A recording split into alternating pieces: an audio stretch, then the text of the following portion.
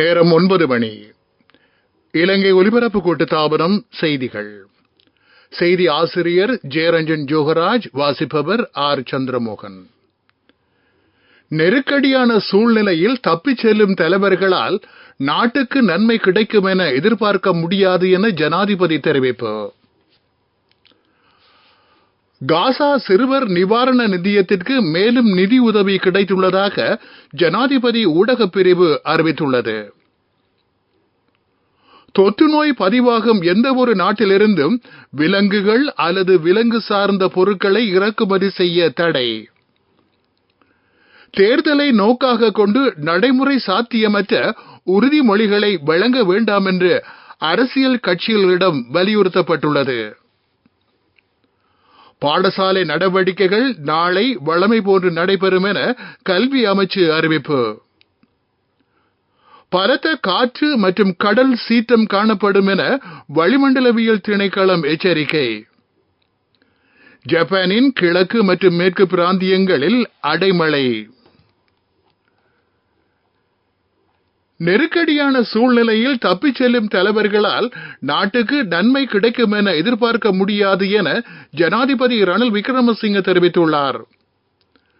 நாடு அராஜகமாக இருந்தபோது தாம் பொறுப்பேற்கவில்லை என்றால் தற்போது நாட்டில் ஏற்பட்டிருக்கும் நிலைமையை நினைத்து பார்க்க முடியாது என ஜனாதிபதி நேற்று மட்டக்களப்பு மாவட்ட ஐக்கிய தேசிய கட்சியின் பிரதிநிதிகளை சந்தித்த போது தெரிவித்தார். முன்னைய ஆட்சி காலத்தில் நாட்டின் பொருளாதாரத்தை முன்னோக்கி கொண்டு செல்வதற்கு குறைந்தபட்சம் $3 மில்லியன் கையிருப்பில் இருக்க வேண்டும். ஆனால் எந்த ஒரு அரசியல் கட்சியும் அவ்வாறு அறிவிக்கவில்லை என ஜனாதிபதி தெரிவித்தார். நாட்டின் எதிர்காலத்திற்காக உண்மையை தெரிவிக்க வேண்டும். அரசியலில் எப்போதும் உண்மையே பேசப்பட வேண்டும் என ஜனாதிபதி தெரிவித்தார். காசா பகுதியில் இடம்பெற்று வரும் மோதல்கள் காரணமாக பாதிக்கப்பட்ட சிறுவர்களுக்கு நிவாரணம் வழங்குவதற்காக ஜனாதிபதி ரணில் விக்ரமசிங்கவின் ஆலோசனையின் பேரில் ஸ்தாபிக்கப்பட்டுள்ள விசேட நிதியத்திற்கு மேலும் நிதி உதவிகள் கிடைக்கப்பட்டுள்ளன. காத்தான்குடி கிராண்ட் ஜும்மா முஸ்லிம் பள்ளிவாசல் மூலம் நிதி உதவி வழங்கப்பட்டுள்ளது என்று ஜனாதிபதி ஊடகப் பிரிவு தெரிவித்துள்ளது. இந்த நிதியத்திற்கு இதுவரை கிடைக்கப்பெற்ற மொத்த நிதி உதவிகளின் தொகை 7 கோடி ரூபாவை தாண்டியுள்ளது.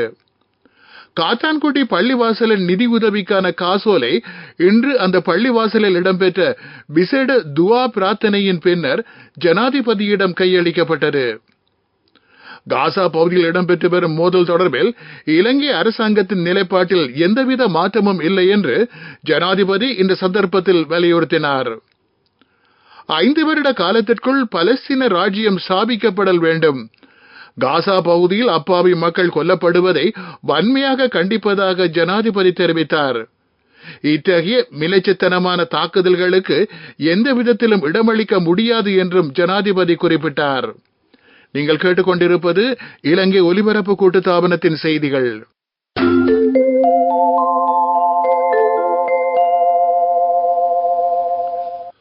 தொற்று நோய் பதிவாகும் எந்த ஒரு நாட்டிலிருந்தும் விலங்குகள் அல்லது விலங்கு சார்ந்த பொருட்களை இலங்கைக்கு இறக்குமதி செய்ய அனுமதிக்கப்பட மாட்டாது என கால்நடை உற்பத்தி மற்றும் சுகாதார திணைக்களம் தெரிவித்துள்ளது. இலங்கைக்கு இன்ஃபுளுவன்சா தொற்று பரவுவதை தடுக்கும் நோக்கில் இந்த தீர்மானம் எடுக்கப்பட்டுள்ளதாக திணைக்களத்தின் பணிப்பாளர் நாயகம் டாக்டர் ஹேமலி கொத்தலாபல தெரிவித்துள்ளார். நாட்டில் விலங்கு நோய் தொடர்பான விசாரணைகள் திறம்பட மேற்கொள்ளப்படுவதால் மக்கள் தேவையற்ற அச்சம் கொள்ள வேண்டாம் எனவும் அவர் குறிப்பிட்டுள்ளார். தேர்தலை நோக்காக கொண்டு நடைமுறை சாத்தியமற்ற உறுதிமொழிகளை பொதுமக்களுக்கு வழங்க வேண்டாம் என்று அரசியல் கட்சிகளிடம் ராஜாங்க அமைச்சர் ஷெஹான் சேமசிங்க கேட்டுக் கொண்டுள்ளார். பொருளாதாரம் மிகவும் மோசமாக பாதிக்கப்பட்டிருந்த நிலையிலும் அதனை கிரமமான முறையில் கட்டியெழுப்பும் நடவடிக்கைகள் தற்சமயம் இடம்பெற்று வருகின்றன. பிழையான கொள்கைகள் பின்பற்றப்படுமாக இருந்தால் எந்த சந்தர்ப்பத்திலும் இந்த நிலைமை மீண்டும் மோசமான நிலைமைக்கு திரும்பலாம். எனவே தேர்தலை இலக்காக கொண்டு அரசியல் கட்சிகள் முன்னெடுக்கும் பிரச்சார நடவடிக்கைகளின் போது சற்று கவனமாக வார்த்தைகளை பயன்படுத்த வேண்டும் என்று அவர் வலியுறுத்தினார். இதேவேளை ஜெயகமு ஸ்ரீலங்கா வேலை திட்டம் அம்பாறை மாவட்டத்தில் 2வது நாளாக அமைச்சர் மனுஷ நாணயக்கார தலைமையில் இடம்பெற்று வருகிறது. அங்கு அரசாங்கம் பொருளாதார மீட்சிக்காக முன்னெடுத்து வரும் வேலை திட்டங்கள் குறித்து அமைச்சர் விளக்கி கூறினார். ஸ்மார்ட் யூத் கிளப் என்னும் புதிய வேலை திட்டம் இன்று அமைச்சர் தலைமையில் ஆரம்பித்து வைக்கப்பட்டது. நாட்டில் பலத்த காற்று மற்றும் கடல் சீற்றம் காணப்படும் என வளிமண்டலவியல் திணைக்களம் எச்சரிக்கை விடுத்துள்ளது. இந்த எச்சரிக்கை நாளை காலை 7 மணி வரை அமலில் இருக்கும் என திணைக்களம் தெரிவித்துள்ளது. திருகோணமலையிலிருந்து காங்கேசன்துறை மற்றும் புத்தளத்திலிருந்து சிலாபம் வரையிலும் ஹம்பாந்தோட்டையிலிருந்து பொத்துவில் வரையான கடற்பரப்புகளிலும் காற்றின் வேகமானது அவ்வப்போது மணித்தியாலத்திற்கு 100 கிலோமீட்டர் வேகத்தில் வீசக்கூடும் என வளிமண்டலவியல் திணைக்களம் அறிவித்துள்ளது. சிலாபத்திலிருந்து கொழும்பு மற்றும் காலி ஊடாக ஹம்பாந்தோட்டை வரையான கடற்பரப்புகளில் காற்றின் வேகமானது அவ்வப்போது மணித்தியாலத்திற்கு 100 கிலோமீட்டர் வேகத்தில் வீசக்கூடும்.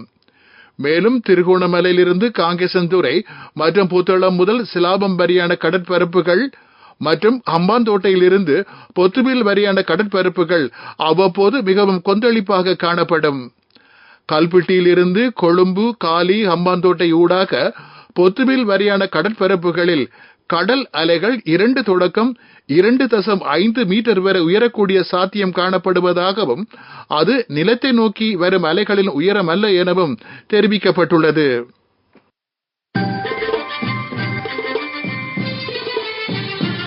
பிரதான செய்தி வழங்குவோர் ஒவ்வொரு வீட்டிலும் இருக்க வேண்டிய வீட்டு வைத்தியர் சித்தாலேப. பாடசாலை நடவடிக்கைகள் நாளை வழமை போன்று நடைபெறும் என கல்வி அமைச்சு அறிவித்துள்ளது. விசேட அறிக்கை ஒன்றை வெளியிட்டு அமைச்சு இதனை குறிப்பிட்டுள்ளது. கல்வி மற்றும் கல்விசாரா தொழிற்சங்கம் சுகையின விடுமுறை அறிவித்து பணிக்கு சமூகம் அளிக்க மாட்டார்கள் என தெரிவித்துள்ளது. இந்நிலையில் பாடசாலைகள் வழமை போன்று செயற்படும் என கல்வி அமைச்சு அறிவித்துள்ளது.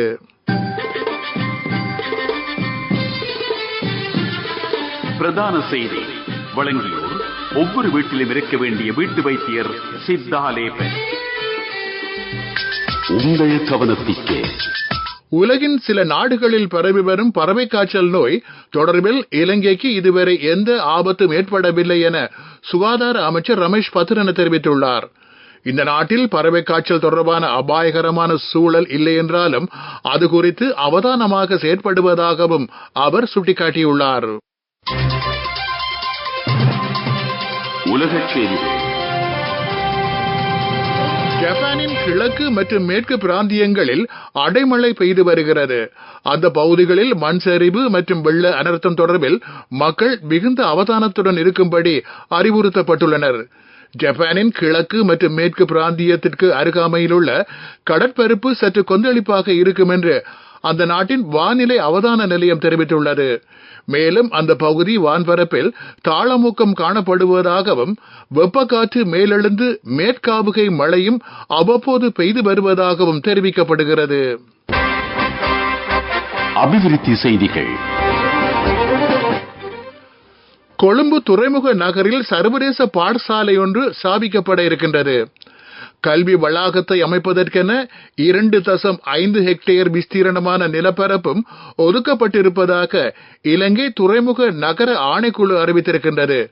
கல்வித்துறையின் மூலம் உயர்ந்தபட்ச அந்நிய செலாவணியை ஈட்டும் வாய்ப்பு இலங்கைக்கு காணப்படுவதாக துறைமுக நகர ஆணைக்குழு சுட்டிக்காட்டியுள்ளது. விளையாட்டுச் செய்திகள். T20 உலக கிண்ண கிரிக்கெட் தொடரின் ஒரு சீசனில் அதிக 6 ஓட்டங்களை குவித்த வீரர் என்ற கிறிஸ் கெயிலின் சாதனையை மேற்கிந்திய தீவுகள் அணியின் நிக்கலஸ் பூரன் முறியடித்துள்ளார். முன்னதாக கிறிஸ் கெயில் 2012ஆம் ஆண்டு இடம்பெற்ற T20 உலக கிண்ண தொடரில் 16 6 ஓட்டங்களை குவித்து சாதனை படைத்தார். இந்த நிலையில் 12 ஆண்டுகளின் பின்னர் நிக்கலஸ் பூரன் இந்த சாதனையை முறியடித்து சாதனை படைத்துள்ளார். அத்துடன் நடப்பு உலக கிண்ண தொடரில் நிக்கலஸ் பூரன் 17 6 ஓட்டங்களை குவித்துள்ளமை குறிப்பிடத்தக்கது. வர்த்தக செய்தி. அனுசரணை. பட்டதாரியாகும் போது, திருமணத்தின் போது, குழந்தை பிறப்பின் போது மற்றும் 25வது திருமண ஆண்டு நிறைவின் போது 50,000 ரூபாய் வரை விசேட அனுகூலங்கள். மாதாந்தம் 12,500 ரூபாய் வீதம் சேமித்திடும் ஸ்ரீ சேவிங்ஸ் சாம்பியன்களுக்கு மேலும் பணப்பரிசுகள். கிராமிய மட்டங்களில் காணப்படும் சிறு அளவிலான சுற்றுலா தலங்களை அபிவிருத்தி செய்ய நடவடிக்கை எடுக்கப்பட்டுள்ளது. இதற்கென சுற்றுலாத்துறை அமைச்சு பிரதேச நிர்வாக அலகுகளின் ஒத்துழைப்புகளையும் பெற்றுக்கொள்ள இருக்கின்றது. சுற்றுலாத்துறையின் மூலம் வலுவான பொருளாதாரத்தை ஏற்படுத்த முடியும் என்றும் அமைச்சு நம்பிக்கை வெளியிட்டுள்ளது. பட்டதாரியாகும் போது, திருமணத்தின் போது, குழந்தை பிறப்பின் போது மற்றும் 25வது திருமண ஆண்டு நிறைவின் போது 50,000 ரூபாய் வரை விசேட அனுகூலங்கள். மாதாந்தம் 12,500 ரூபாய் வீதம் சேமித்திடும் ஸ்ரீ சேவிங்ஸ் சாம்பியன்களுக்கு மேலும் பணப்பரிசுகள். பொருளாதார செய்திகள் அனுசரணை. அவசரத்தில் அங்கும் இங்கும் வைக்க வேண்டாம் தங்கமே. இப்போது தங்கப்போனுக்கு அதிகூடிய முப்பணம் அலையுங்கள். 0115-880-400 LOLC ரன்சவி தங்க கடன் சேவை. பாதுகாப்பாக வைத்திருக்கும் நகைகளை அவசர தேவைக்கு வைக்கவிட. 2030 ஆண்டளவில் நாட்டின் தொழில் முயற்சியாளர்களை 10% அதிகரிப்பதற்கான வேலை திட்டம் நடைமுறைப்படுத்தப்படுகிறது. தற்போது அது 2.8% காணப்படுகிறது. அதனை இந்த வருட இறுதிக்குள் 3.2% அதிகரிக்க எதிர்பார்க்கப்படுகிறது. அவசரத்தில் அங்கும் இங்கும் வைக்க வேண்டாம் தங்கமே. இப்போது தங்கப்போனுக்கு அதிகூடிய முப்பணம் அலையுங்கள். 0115-880-400 LOLC ரன்சவி தங்க கடன் சேவை. பாதுகாப்பாக வைத்திருக்கும் நகைகளை அவசர தேவைக்கு வைக்கவிட. அவசரத்தில் அங்கும் இங்கும் வைக்க வேண்டாம் தங்கமே. இப்போது தங்கப்போனுக்கு அதிகூடிய முப்பணம் அலையுங்கள். 0115-880-400 LOLC ரன்சவி தங்க கடன் சேவை. பாதுகாப்பாக வைத்திருக்கும் நகைகளை அவசர தேவைக்கு வைக்கவிட. காலநிலை அறிக்கை. மேல் சப்ரகமுவ வடமேல் மாகாணங்களிலும் காலி மாத்தரை கண்டி நூரெலியா மாவட்டங்களிலும் அவ்வப்போது மழை பெய்யக்கூடும் என எதிர்பார்ப்பதாக வளிமண்டலவியல் திணைக்களம் அறிவித்துள்ளது. மேல் சப்ரகமுவ மாகாணங்களிலும் கண்டி நூரெலியா புத்தளம் மாவட்டங்களிலும் சில இடங்களில் 75 மில்லிமீட்டர் அளவான மழை வீழ்ச்சி எதிர்பார்க்கப்படுகிறது. வட மாகாணத்திலும் மாத்தளை அனுராதபுரம் மாவட்டங்களிலும் அடிக்கடி மழை பெய்யக்கூடும் என திணைக்களம் வெளியிட்டுள்ள வானிலை அறிக்கையில் குறிப்பிடப்பட்டுள்ளது. காலநிலை அறிக்கை கேட்டீர்கள். மீண்டும் தலைப்புச் செய்திகள். நெருக்கடியான சூழ்நிலையில் தப்பிச் செல்லும் தலைவர்களால் நாட்டுக்கு நன்மை கிடைக்கும் என எதிர்பார்க்க முடியாது என ஜனாதிபதி தெரிவிப்பு. காசா சிறுவர் நிவாரண நிதியத்திற்கு மேலும் நிதியுதவி கிடைத்துள்ளதாக ஜனாதிபதி ஊடக பிரிவு அறிவித்துள்ளது. தொற்று நோய் பதிவாகும் எந்த ஒரு நாட்டிலிருந்தும் விலங்குகள் அல்லது விலங்கு சார்ந்த பொருட்கள் இறக்குமதி செய்ய தடை. தேர்தலை நோக்காக கொண்டு நடைமுறை சாத்தியமற்ற உறுதிமொழிகளை வழங்க வேண்டாம் என்று அரசியல் கட்சிகளிடம் வலியுறுத்தப்பட்டுள்ளது. பாடசாலை நடவடிக்கைகள் நாளை வழமை போன்று நடைபெறும் என கல்வி அமைச்சு அறிவிப்பு. பலத்த காற்று மற்றும் கடல் சீற்றம் காணப்படும் என வளிமண்டலவியல் திணைக்களம் எச்சரிக்கை. ஜப்பானின் கிழக்கு மற்றும் மேற்கு பிராந்தியங்களில் அடைமழை. இத்துடன் செய்திகள் முடிவடைந்தன. எமது அடுத்த பிரதான செய்திகள் நாளை காலை 6 மணிக்கு ஒலிபரப்பாகும்.